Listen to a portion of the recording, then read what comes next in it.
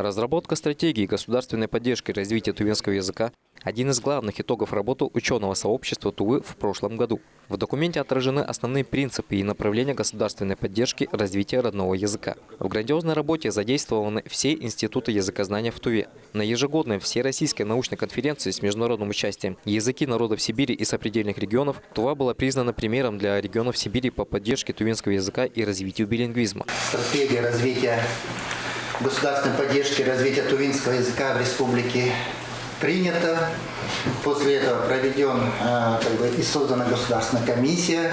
Далее мы провели даже Государственный совет по языковой политике, на котором мы запланировали, разработать, то есть протокольно уже установлен план мероприятий по реализации стратегии, которые уже на завершающем этапе. Стоит отметить, что это первое в наступившем году рабочее совещание по подготовке Госсовета по языковой политике, на котором все ведомства и профильные структуры, ответственные за реализацию данной стратегии, отчитывались о проделанной работе, о текущем состоянии дел и о дальнейших планах. Наш институт, Институт национальной школы Министерства образования республики, является соразработчиком, соавтором проекта данного документа, стратегии.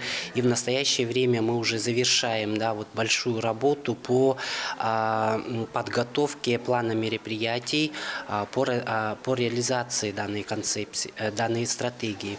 Также на фоне приближающегося Международного дня родного языка директор ТИКПИ Вячеслав Мартол предложил рассмотреть возможность проведения мероприятий не только по тувинскому языку, но и по русскому, а также по языкам народов, которые проживают на территории республики.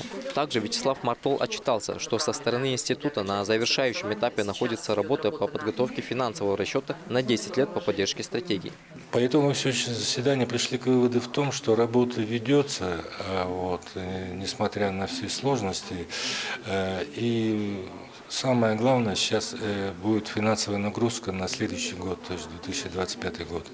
В этом году мы работаем по старой, продолжающей программе Министерства образования, 2 подпрограммы. Для оказания помощи Институту развития национальной школы во всех его проектах на совещании было решено сформировать временные объединения различных научных учреждений республики. Пример Тувы вызывает большой интерес у ученых других регионов с аналогичной задачей сохранения родных языков. Поэтому языковеды Тувы предлагают создать межрегиональную лабораторию по разработке методических материалов, чтобы вместе находить пути развития всех родных языков общения. Мерген Оюн, Буян Оюн, Маргарита Мангуш, телеканал Тува 24.